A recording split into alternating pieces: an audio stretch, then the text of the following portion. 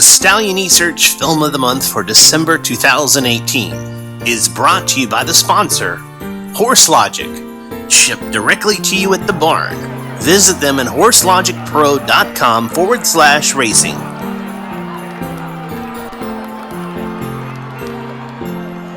And hello again, everyone. I'm Greg Thompson of Stallionesearch.com.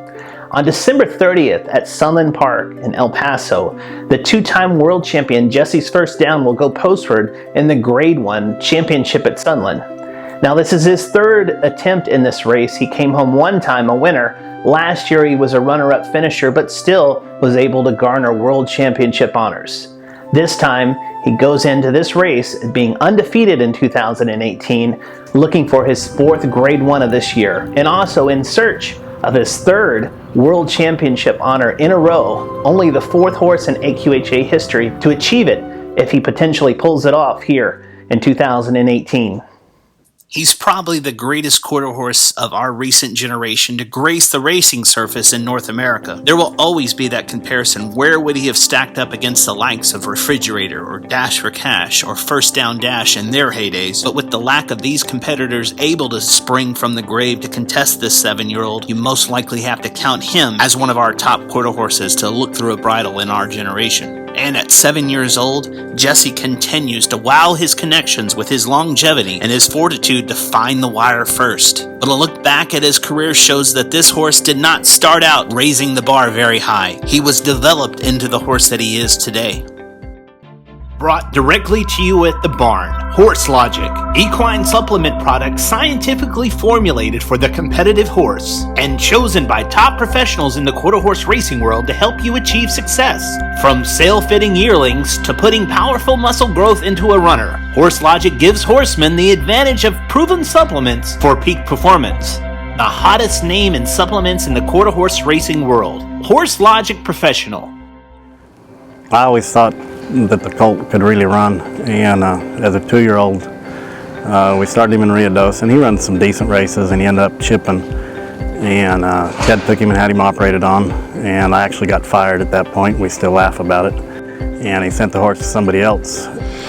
We tried him as a 3-year-old with a different trainer, and that didn't work out very well, so we went back to Judd later in the 3-year-old year.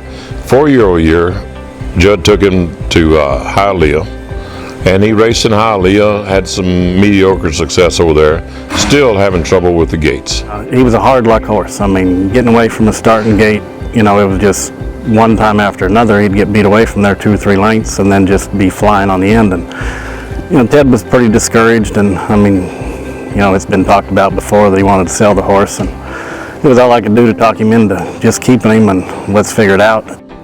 And Judd kept telling me, if he ever leaves with him, they're not going to lock him. So as a 4-year-old, he was in the trials to the maturity at Hialeah, and once again, he don't get away and was flying on the end, and you know, he's still qualified. And my dad was running the barn at Hialeah that winter, and we'd had a long discussion about it, and we finally decided to not stand the horse anymore and see what happened. Because in the mornings, you'd stand him, he'd stand perfect, like a statue. Come race time, he'd get in there, throw his head, want to step back, and so going into the finals, we never took him to the starting gate again. Jesse left within half a side of him in the maturity, and I told Nancy, I said, we got a shot. He left close enough, and sure enough, at the end of the race, he was coming so fast, and he won the race. And that's when it's all started. You know, he left that day, and he's been leaving ever since. And you know, if it wouldn't have been for that conversation and deciding to do that, I don't know if the horse would have ever turned around. And, you know, to that point on, we never stood the horse. He went to the starting gate race day. 2015 saw a second-place finish in the Grade 2 Sam Houston Challenge Championship before running dismally in 3 Grade 1s to finish off the year. 2016 was his first World Championship season. Wins in the Miami-Dade Stakes at Hialeah Park, the Grade 2 Sam Houston Classic Stakes at Sam Houston Race Park, the Grade 1 Refrigerator Handicap, and the Grade 1 Zia Handicap at Zia Park, before going on to cap off the year with a Grade 1 win in the championship at Sunland. Jessies First Down Jessie's first down in a photo with Zooming Effortlessly, who lunged late. The win catapulted him to the top of the heap, and he was rewarded with being named AQHA World Champion, Champion Aged Gelding, and Champion Aged Horse for 2016. You know, it still gives me chills to this night when you ask that question, to relive that night, because we knew we had a chance to be the world champion, but you never know until you get there and they say the horse's name, if it's going to be your horse or not. And we felt like Jessie had earned the right to be there, and when the AQHA acknowledged Jessie's accomplishments by giving him the world championship, it meant the world to us. That the whole world would, would acknowledge that Jessie was the best horse in the nation at that time in his life. Champions run the test against fierce rivalries, none more fierce for the 2016 World Champion than Zooming Effortlessly, a Grade 1 winner, who faced the champ in the Grade 1 All-American Gold Cup in 2016. They met again at Zia Park in the Zia Championship. This time, Jessie's First Down prevails. And down to the wire at the end of the year in a thriller at Sunland. These two older geldings knocking heads the second half of the year, and it would spill over in 2017. The world champ went down south to Sam Houston Race Park to pull off a win in the Grade 2 Sam Houston Challenge Championship to start off 2017, while Zooming Effortlessly's connections brought the horse to Oklahoma to contest the Grade 1 events for older horses, only to finish second to Bodacious Seagull in the Grade 1 Leo to begin the 2007 race campaign. The rivalry was set, and the two would meet at Remington in the $250,000 Remington Invitational Championship, a race that gives an automatic berth to the winner to the Champion of Champions. The race was full of top runners in the gate, but the two who battled it out throughout 2016 seemed to renew their grudge match in 2017 with this dramatic stretch drive in the Remington Championship. It was a head bob to the wire, neither horse yielding to the other top runner. It took a photo to separate them at the wire, with jockey Santos Carrizales urging Zooming Effortlessly just enough to get the horse's nose in front to defeat the world champion at Remington. That would not be the last setback in his 2017 championship season. During the summer of 2017, a medication violation of several curl horses at Retama Park led to his suspension being upheld at Ruidoso, which left Curl's assistant at the time, James Paget II, to take over training duties with the world champion in his name. Well, Jimmy was Judd's assistant, and Judd had a lot of barns in a lot of different locations, but everywhere that Jessie went, Jimmy went. And Jimmy had told me one time that he's going to go wherever Jessie goes. And when Judd was suspended, the natural progression would be to the guy that knew Jessie the best, and that was Jimmy Paget. And we worked very diligently to get Jimmy in a position to where he could continue to manage Jessie's career. And we wound up running some big races that year. Jimmy is a very capable, doesn't have to ask anybody how to train a horse. He's very capable of training a horse on his own. And to this day, I think Jimmy is probably the best trainer for Jessie, not for every horse, but the best trainer for Jessie in the world. And I never regretted my decision to continue to use Jimmy. With the world champion in Jimmy Paget's name for the first time in his career, Jessie's First Down would roll to victory against his arch nemesis, Zooming Effortlessly, running a beaten second in the Grade 1 event. Jessie's First Down stopped the clock at 21.134 seconds in an authoritative win. When I took this horse over was the All-American Gold Cup of 17, and he had been at Ruidoso all summer, was entered in a race earlier, and was scratched out of it for reasons out of his control. And when we came into the Gold Cup, he'd been off since Houston, and he was ready to throw a big race together, and he did. The Gold Cup would mark the last time Jessie's First Down would face his fiercest rival to date, Zooming Effortlessly, who suffered a fatal heart attack after the running of the Grade 1 event. Then it was off to Albuquerque for the Albuquerque Fall Championship. The race saw the reigning world champion rolling his way to victory in what started to look like another world championship season. And then it was off to Zia Park for the Grade 1 Zia Park Championship, where he would face a full field of 10 runners in the quarter of a mile event. This time, powering along the outside in the final 100 yards in dominance, poised to go to Sunland Park riding a 3-race win streak for the championship.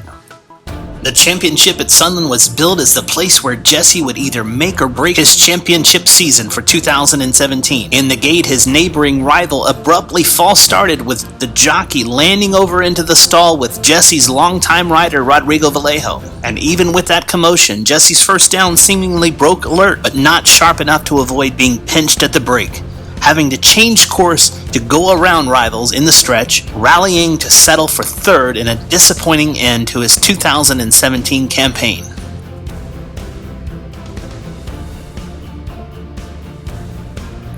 It was gut-wrenching, you know. I mean, it would have been, if he would have just got outrun, I could have lived with it.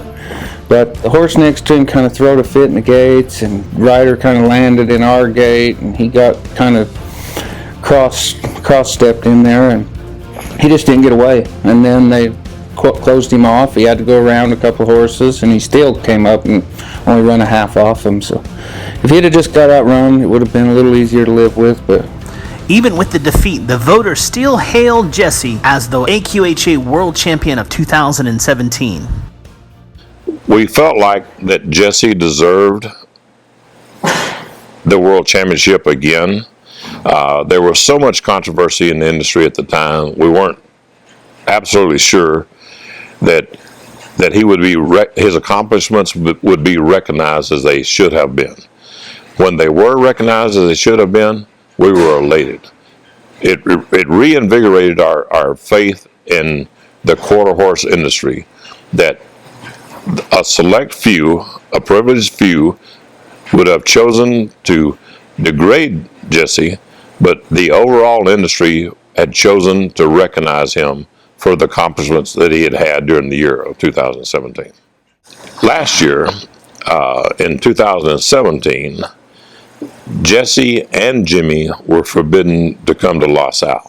Even though Jesse had earned a berth in the Champion of Champions, Ed Allred had spoke to me and said that he didn't feel like that it was fair to the other horses there that Jesse come and run, because it was preconceived that Jesse, to have accomplished what he had in his lifetime, starting when he was pretty much a 5-year-old, when he was a 5-year-old, that something had to be illegal about what we were doing with Jesse to make him that fast, that consistent for that long.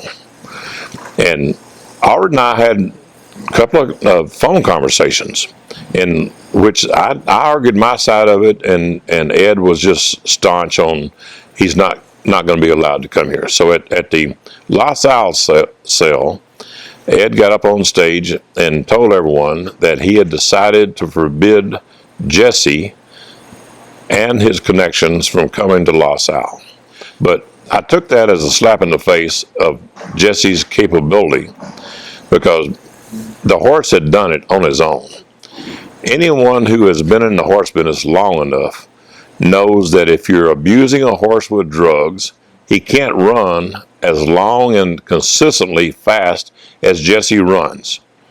And people who are degrading Jesse's accomplishments are doing that out of ignorance, in my opinion, because the horse has been too good for too long to have been running on illegal drugs or any kind of performance-enhancing drugs. So I take it as a slap in the face when racetracks, and there's only 2 in the United States that forbid Jimmy to come to their premises. And those are both privately owned by people who have an agenda other than, in my opinion, the best interest of quarter horse racing. Does the pressure of every time you put him in the gate and send him down the track get greater? no, the pressure to me is more or less just keeping it going. I mean, horse, they only, like I said, it's cliche, but they only have so many bullets in the gun. I mean, and every time we fire him, he goes. So, and me and Ted have talked about it many times. I mean, he'll call me every so often and just, Jimmy, how's he doing? If you ever for any second think he's losing a step, you just let me know and we will stop. But every time you lead him out of that stall, he's a professional. He's ready to race. The 2018 racing season thus far has been perfect. It started in April in the Grade 1 Leo Stakes at Remington Park with Jessie's First Down defeating a host of talented runners. And then it was later in the Remington meet, he faced his stablemate and multiple Grade 1 winning Hold Air Hostage in the $250,000 Grade 1 Remington Invitational Championship. And then it was off to Albuquerque for the Grade 1 Albuquerque Fall Championship Stakes. A perfect 3-for-3 season, all in Grade 1 events. This year's it's been fun, but we've stretched these races out a little more, so it's kind of been impatient, just waiting. But everything we've planned has worked out so far, and we just got one more. If it was any other horse but him, you would probably pull your hair out. But he just does everything you ask him, and we start building him up back towards the race, and he knows when it's time. I mean, he'll flip that tongue out and start telling you it's time to go. And he was flipping his tongue quite a bit as I accompanied the Jessie's First Down team to Lone Star Park on December 10th for Jessie's final prep for the Sunland Park Championship with AQHA World Champion jockey Rodrigo Vallejo, allowing Stallionesearch.com viewers along for the ride as he put the world champion through his paces in preparation for what will be his last workout prior to what could be his final career start.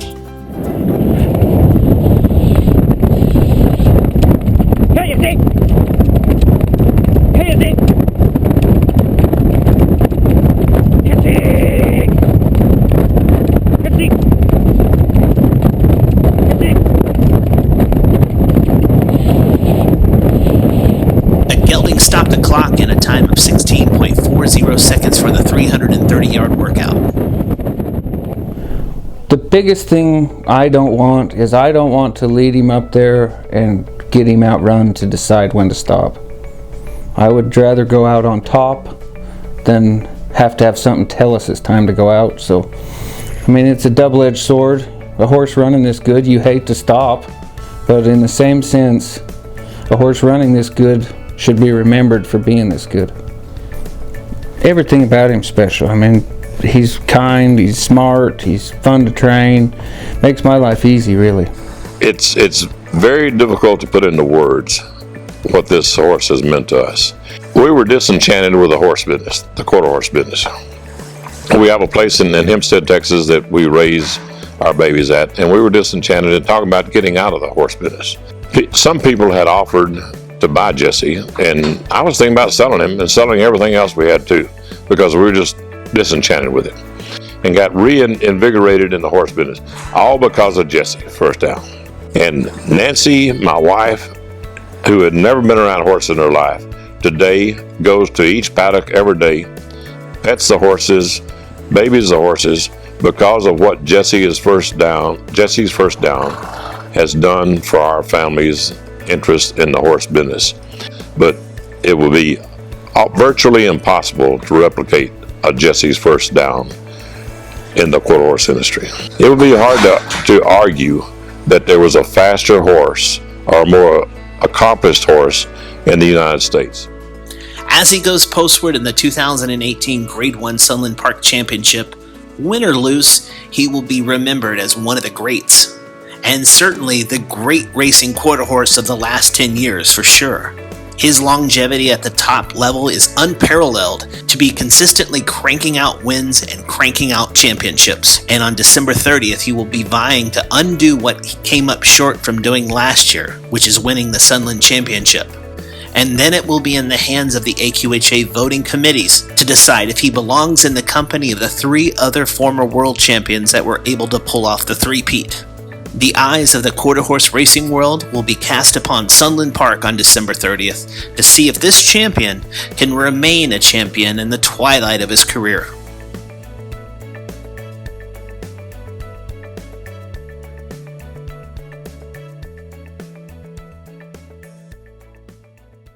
What's life going to be like without Jessie's First Down in the barn? Well, it's going to be miserable for my help. Because that horse keeps me smiling. All I have to do is walk over to his stall and I can be in the worst mood in the world and it puts a big smile on my face.